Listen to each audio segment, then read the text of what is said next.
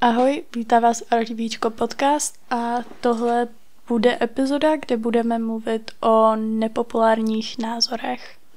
Ahoj, já vás taky vítám u dnešní epizody. Jak už Verča řekla, budeme se věnovat našim unpopular opinions. To zní hrozně divně, to je jedno. Ale, jako vždy, moc vám děkujeme, že nás sledujete. Spustili jsme předplatný na Spotify, což je něco jako Hero, ale o 2 eura levnější. Takže kupujte. Už tam jsou nějaký lidi taky, což jsem rád, nebo jsme spíš rádi. Na Hero taky už máme nějaký lidi. A tak. A nezapomeňte hlasovat pro nás v podcast roku. Už jsem koukal, že tam nějaký hlasy jsou. Takže na to nezapomeňte. A furt platí akce, že do prvních 100 lidí si koupí Spotify nebo Hero, tak dostane tričko zdarma, takže kupujte a jestli chcete slevu na Hero, tak mi napište. Na Spotify to bohužel nejde, ale na Spotify to stojí 25 korun, takže si myslím, že to není ani jako o čem diskutovat. No a jdeme se na to vrhnout. Takže my jsme si našli asi top 10 takových nepopulárních názorů a vlastně první, myslím si, že tohle je debata, na kterou mají všichni jednotlivý názor. Nebo mají prostě buď to nebo to. A to je ananas na pizze. Osobně, já se musím přiznat, já miluju ananas na pizze. To je jedna z věcí, na kterých fakt ulítávám. Fakt to mám ráda, já si nedělám srandu, ale vím, že hodně lidí buď to jsou na straně ananas na pizze je jako fakt dobrý, což jsem třeba já, a pak jsou tady lidi, kteří jako řeknou, hej, za to byť v Itálii úplně prostě zhejtili. Jo, přesně. Takže to je prostě můj jako názor na tohle, já to mám fakt jako ráda. No, já osobně nepreferuju jako ani, nebo takhle, jako nepreferuju, jinak. Mně to je jedno prostě. Jestli tam je ananas, nebo tam není, tak já to s ním tak či tak, protože mně to chutná i s ananasem, i bez. Jako cítím tam ten rozdíl.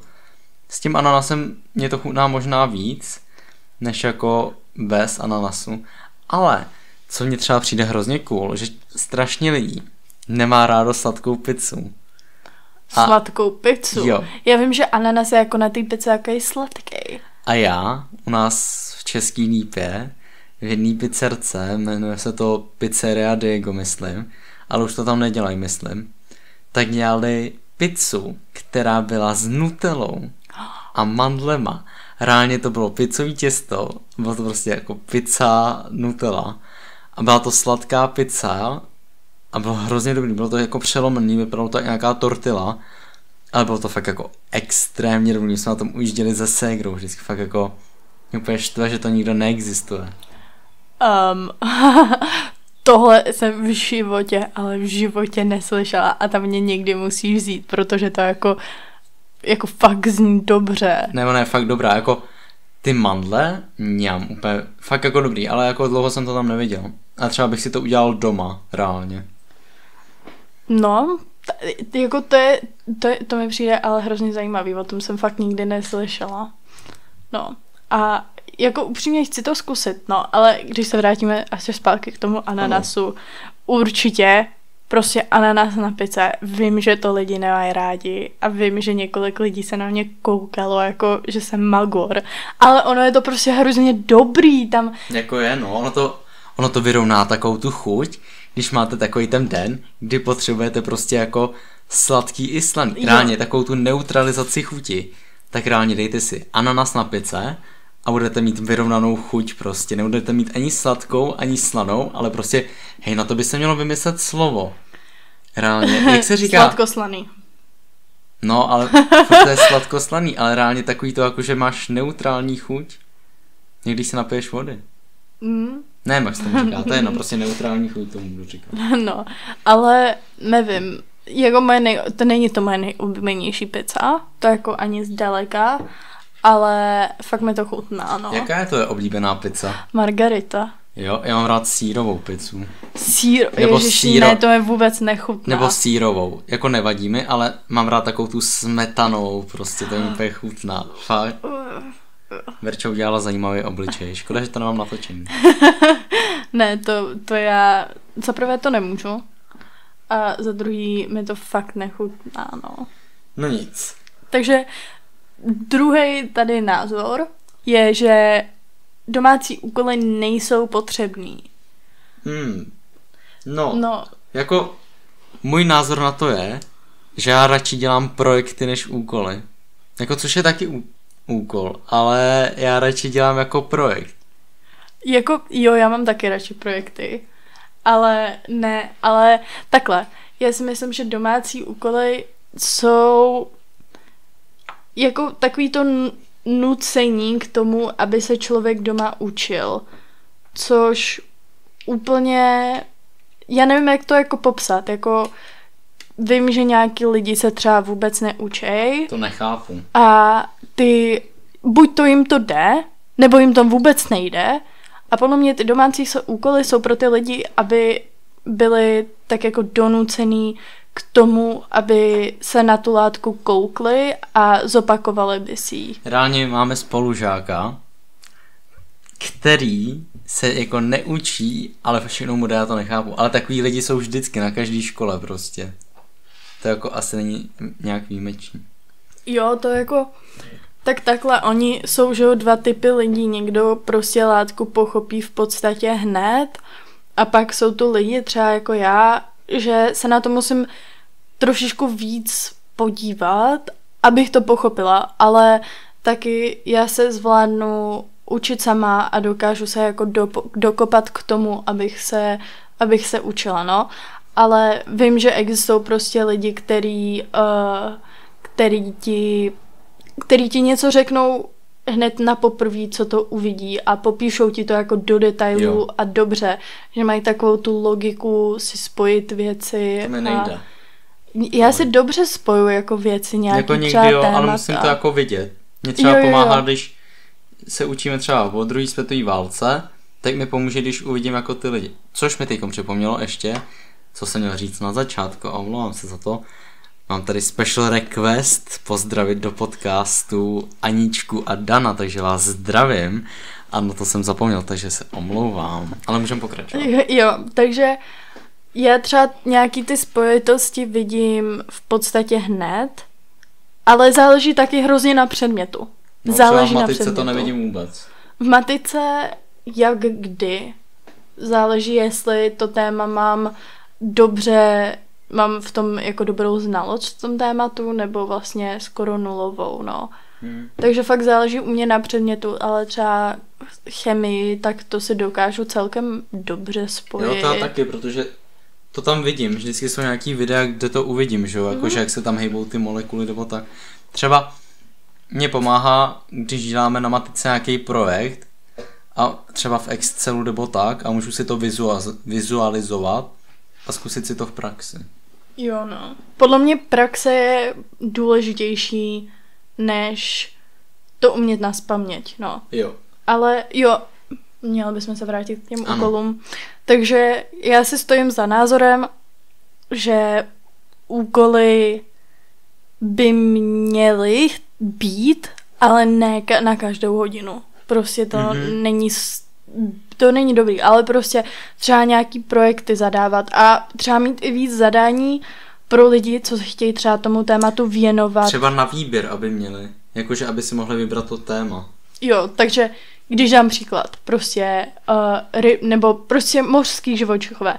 Mně třeba moje nejoblíbenější zvíře jsou rejnoci, takže když máme třeba na výběr, jestli mám udělat projekt na rejnoky nebo prostě nakreslit rybu, tak si vyberu ten projekt na rejnoky. I když třeba ten úkol na ty ryby je jednodušší, prostě nakreslit rybu, furt bych si vybrala to. Takže prostě mít na vybranou, co chci dělat, no. No, asi tak, no.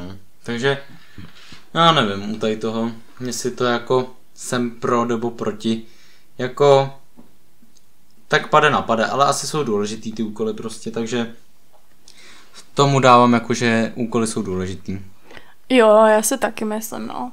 Takže další je tu knížka není lepší než film.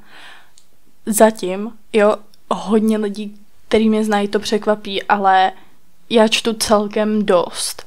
Nebo takhle. Vždycky mám takový to, podle mě to má každý období, kdy jsem schopná... Kdy jsem schopná za měsíc přečíst 3 knížky. I to se mi stalo. Když jsem byla v Kanadě, tak jsem reálně přečetla 3 knížky za měsíc v jednu chvíli. Ale teď třeba, jakmile jsem se vrátila do Česka, tak teď až jsem začala číst a to jsou nějaký už 3-4 měsíce. Takže záleží u mě, ale myslím si, že ve většině knížkách líp se popisují ty emoce, než ty herci třeba i záleží prostě na hercovi. Prostě když máš dobrýho herce, jako zahraje ti dobře ty emoce a všechno, ale když máš špatného herce, tak tam třeba nevidíš víc jako deep, co on si myslí a prostě takové věci. Ale myslím si, že knížky jsou lepší než filmy, ale prostě záleží. Vždycky je tam taky to záleží. No, jako já tolik nečtu, tak kdo mě zná, tak ví. Ne, já musím mít takovou tu náladu. Ale třeba mě baví na knížkách to, že si domyslím ten děj, že já třeba když čtu úplně cokoliv, historickou knížku, nebo teď čtu jakou knížku už jako, že jsou ve městě nějak jeden týpek, tak prostě já si domýšlím, jako v hlavě si představuju ten děj a představuju si i jeho a tak. A takže záleží, jako někdy mám radši filmy, někdy zase knížky. Ale třeba si myslím, že je dobrý, když je film udělaný podle knížky, než knížka podle filmu. Jo, určitě 100%, no. Takže asi jako, no, ne, jako já bych řekl filmy, jo, protože tolik nečtu, ale mám rád oboje, takže jako za mě filmy víc. Jo, za mě zas knížky, já tam prostě, když jsem, co to bylo, teď jsem četla, je seriál takovej, nevím teď, jak se jmenuje, a je to udělaný podle prostě série knížek. A ta série knížek je prostě moje oblíbená série, jmenuje se to Stopy hrůzy a jsou to prostě malý tenký knížečky a jsou fakt dobrý. A teď natočili takový seriál, kde je prostě banda děcek, co jsou jako nemocný a jsou na takový ošetřovně a oni si každý večer vypráví strašidelný příběhy. Takový. A ty strašidelné, já ti pak řeknu, jak se to jmenuje, asi teď nejsem jistá. Ale ty strašidelné knížky, ty strašidelné příběhy, co oni si vypráví, tak jsou podle těch knížek, co já jsem četla. Mm-hmm. A prostě, a oni jsou takový, nevím, mně přijde, že čeho jsem si jako fakt všimla, tak jedna knížka ve mně zanechala takový jakoby špatný dojem, jako ta knížka se mi moc jako nelíbila a oni tam právě vyprávěli příběh té knížky a všimla jsem si, že v tom filmu nebo v tom seriálu se mi to líbilo víc, ale nebyly tam takový detaily jako v té knížce a to se mi zase jako nelíbilo, ale prostě, takže já nevím, jak to popsat, prostě můj názor je, že záleží na situaci. Záleží na situaci, jako podle mě tenhle příklad s tady těma jako knížkama a tím seriálem je hodně dobrý, ale prostě záleží hrozně. Třeba vím, že u Harryho Pottera tak ten příběh je jako skoro úplně jiný. Harryho Pottera jsem nečetla, ale... Já ho neviděl ani celýho, já vím, že mě hrozně lidí zhejtí, ale já jsem Harryho Pottera v životě neviděl celýho, to usnu vždycky. Mě to nebavilo. Nějak Mně se Harry Potter moc nelíbil, no. No, ale aby jsme se posunuli, máme tu další názor, nebo nepopulární názor. Tradiční práce od 9 do 5 už jsou jako out. No, tak upřímně takto. Já mám ráda rutinní práci. Já asi taky, no. Takže, nebo mám ráda takovou prostě rutinu. I třeba prostě, když, nevím, prostě ráno mám rutinu, prostě snídaně, tohle. A prostě tak to mám už hrozně dlouho, takže já mám ráda rutinu. Já si myslím, že tady to je takový jako základ už od počátku, jako já nevím, jako počátku populace. No jako jo, ale chápu, to je zase záleží. Chápu, že nějaký lidi nemůžou dělat rutinní jako práci, protože se prostě budou nudit. Ale podle mě, pro mě stanovený řád, jak od kolika do kolika pracuju, tak si myslím, že by to pro mě třeba i bylo prostě lepší, než jako cokoliv. Asi taky, no. Takže taky prostě záleží na typu člověka. Vím, že by se prostě někdo v rutinní práci nudil a myslím si, že i ty lidi, co dělají rutinní práce, musí měnit práci častěji, protože se prostě budou víc jako nudit než ty lidi, co to nedělají tu rutinní práci, no. Takže záleží hrozně na typu člověka, podle mě. Jo, já souhlasím, no. Takže další názor, tohle bylo takový rychlý. Balená voda je zbytečná kupovat. Nebo Ztráta peněz. No. Tak jako to je dost těžký, ale tak jako z ekologického hlediska to je zbytečný. Reálně já si myslím, že voda by měla být zadarmo reálně, protože pokud to není nějaká minerální voda, tak jako za mě úplně, nebo takhle, jako v obchodech dobře, ať se za ní platí. Ale třeba jako když jdeš do restaurace, tak ať ti tu vodu dají zadarmo prostě, nebo prostě reálně třeba když dám příklad Majales, tak buď si koupíš vodu za 80 korun, nějakou Rajec, anebo tam poprosíš nějakýho zdravotníka ve VIPčku, aby ti dal vodu. A no prostě za mě to úplně, jako není to zbytečný si kupovat balenou vodu, jo.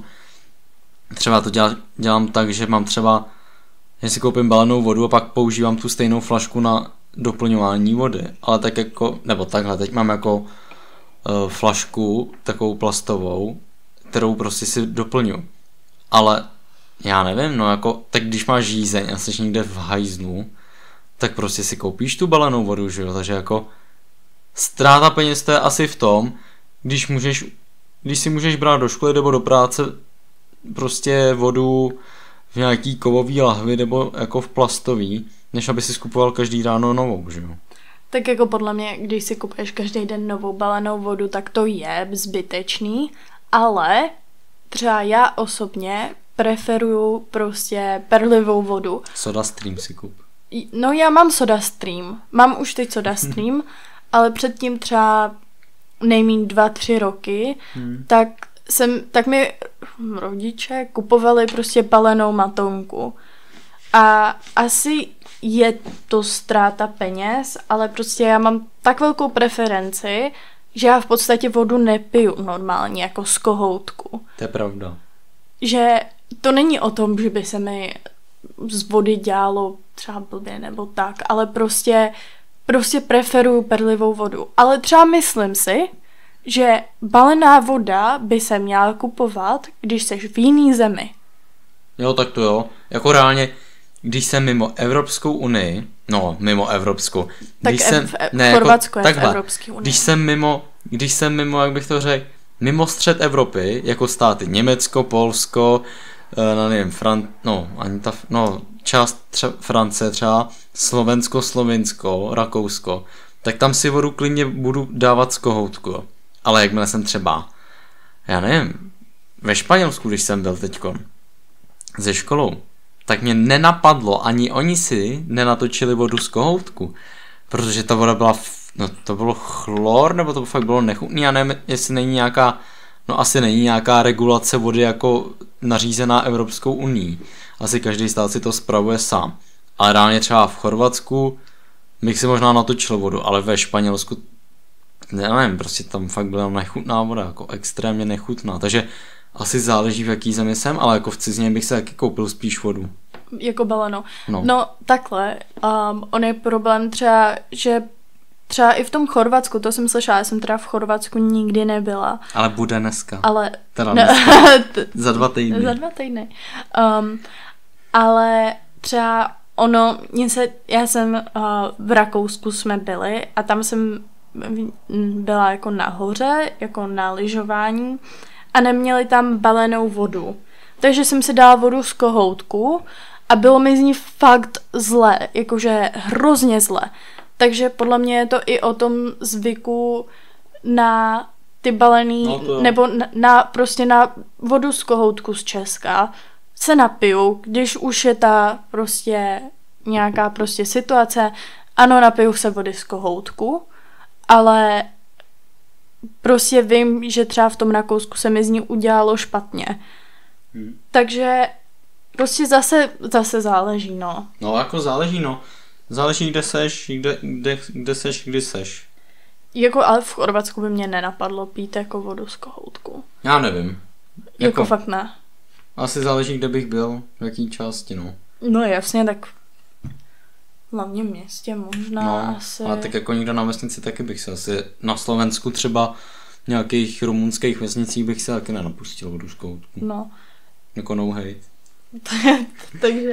takže prostě asi tak, jako záleží prostě, jestli jste doma, nebo jestli jste mimo zemi, ale kupovat si balenou vodu každý den, když jsem doma, jako v Česku, když jsem doma, kupovat si balenou vodu každý den, mi přijde zbytečný. Taky no. Jako jo, s tou mojí prostě preferencí na perlivou vodu, když nemám jako udělanou vodu z baráku, nebo mám prostě žízeň a potřebuji si ze školy dojít někam, tak si koupím balenou vodu, ale není to tak, že bych to dělala každý den. Vlastně, no. Protože to už mi přijde jako moc. Třeba teď, my jsme byli v takovým, nebudeme říkat kde, ale byli jsme v takovém novém macho storu prostě. A reálně mě naštvalo a to jsem fakt byl jako angry. Že prostě oni udělají maču a vezmou matonku perlivou, jako sycenou, jako silně sycenou a nalijou jí z flašky. Hej, vemte si, že oni udělají třeba, oni používají plastové kelímky, ok, ale vemte si, že oni musí koupit třeba každý týden novou balenou vodu prostě, litrovou. Spíš každý den. Nebo každý den, každý den. Koupí jich třeba 50 a reálně, kámo, prostě to je úplně hrozně zbytečný, tak máš mít takový ten stroj, co dělá bublinky prostě. SodaStream. No, asi jdem dál, protože já bych se tady ještě naštval z toho. Ještě by ti praskl nerv. No, co Valentín je jako moc publikovaný. No. Nebo jak to říct? Overshared. No prostě jako overrated. No prostě jako moc jako přeto. No, jako že se moc řeším, mi přijde. Jo. No, já nevím, já jsem asi na Valentína nikdy nikoho neměl. 2krát, jo. Flexi. No, já nevím, no. Co si myslíš o Valentínu? Já nevím, jako lásky čas a blablabla. Mně to přijde jako spíš marketing prostě. Je to hrozný marketing. Reálně prostě přijde 1. máje a ne, není na 1. máje, že jo? Je 14. No, nějaký, no to je jedno. Prostě nějaký ten den. Všichni to víme prostě, kde je Valentín. Zhruba. Prostě to na nás vždycky vyskočí na HeyFOMO na Instagram. No to je jedno. Ale prostě přijdeš do Alberta, přijdeš do Billy a reálně první, co vidíš je... Srdíčka. První, co prostě vidíš, je prostě Milka srdíčko, Milka Valentín, kup svýmu nejbližšímu tady, já nevím, bombonieru. Prostě to je tak zbytečná věc. Reálně... No, jako jo, jako je to sweet a všechno. Jo, jako... kdyby to bylo levnější, třeba o 50 korun, ok. Ale reálně je Valentín a oni to na schvál zdražejí všechno. A jsou jakože, tady je srdíčko. Ne prostě. Nebo jo, ale prostě neříkám, že ne nic proti Valentínu, ale já si umím třeba udělat hezký prostě den a koupit tomu druhému bonboněru bez Valentínu. Přesně, no. Je to... No, prostě mi přijde, že kvůli sociálním sítím se to tak navýšilo zbytečně, že to ztrácí tu pointu prostě. Já nevím, upřímně já na tohle nemám názor, jako já, kdyby mě někdo nikam nezval, tak to neslavím. No, jako já to taky, no. Jako, co si máš dělat? Jsem se z toho tady zakoktal z toho. No nic. No, to bylo takový to, no. Takže jako asi, tak pada, no. No, nemám na to úplně názor. Taky, no. Je to prostě svátek, který je marketizovaný hrozně. Aha, zamilovaný. Ne. Úžasný. No nic, jdeme dál. Starbucks je předražený. No. Jo.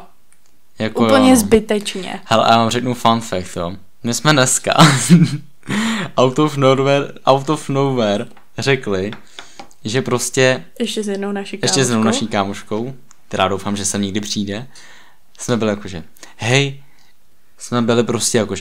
hej, podáme žádost do Starbucksu na brigádu. Jo, na baristy. Na baristu, že jo, protože co jinýho tam budeš dělat. A jenom jsme to rozklikli a už to měl vyplněný. Hej, a pak tam bylo jakože přidat životopis. Ale nebylo to daný jako povinný, ale reálně nebudu si dělat ve 21. století se životopisem. Reálně to bych to dal do AIka a nechal napsat, ať mi to vypíše z mýho Instagramu životopis. Ne, reálně, fakt ne. Nevím, jako je to předražený, no. Jako, jestli chcete na dobrý kafe, nebo takhle, já piju Starbucks, jo, třeba nějaký takový ty limitky, jako over bacon, shake, espresso, jak se to jmenuje, tak prostě to bych si klidně dal, jo, ale prostě, nebo dám, ale prostě jako, vemte si, že zaplatíte za 170 a za ty prachy můžete mít třeba v nějaký kavárně v Praze, v centru, třeba dortíček, k tomu nějaký dobrý kafíčko. Bro, prostě jako za to bych si koupil meníčko v Mekáči. Mně přijde, že oni tam mají občas to kafe dobrý, ale že bych reálně šla každý den, hej, prostě jdu si na Starbucks. Ne, fakt ne. Že ne. Jako to jen za to ty peníze jako nestojí. No, peníze nevisej na tom, peníze nevisej na stromech a my šetříme. No, takže jako ano, souhlasíme, Starbucks je předražený. Jo, ale zas nějaký ty kafe jsou prostě dobrý. Jsou, no.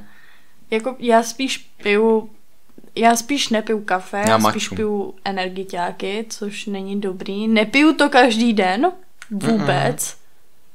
Tak jako jednou do měsíce, občas jako jednou za 2 týdny. Třeba když nějaká akce. Jako já taky, třeba já piju Red Bull jenom, no tak jsem ho měl včera, no. Ale, protože jsem byl, no já nevím, mě třeba jako na Red Bull. A dobrý, tak jdeme dál. Protože chceš říct fun fact. No. Víš, že lidi, co mají ADHD, tak na ně kofein nefunguje. To jsem někde slyšela. Reálně na mě, nevím, co to pravda. Já když si dám kofein, mě třeba pomáhá, když si dám maču, tak jsem takový živější. Ale kafe mě to spíš unaví, prostě mě to zvedne tlak a dělá se mi z toho mdlo. Mě taky, no. No, takže jdeme dál. Ale na další epizodu se můžete těšit na Hero Hero, nebo spíš na další nepopulární názory, který najdete na Hero Hero.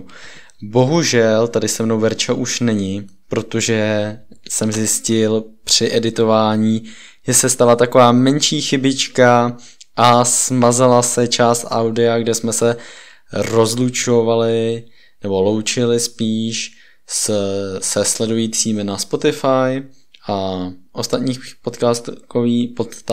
podcastových aplikacích.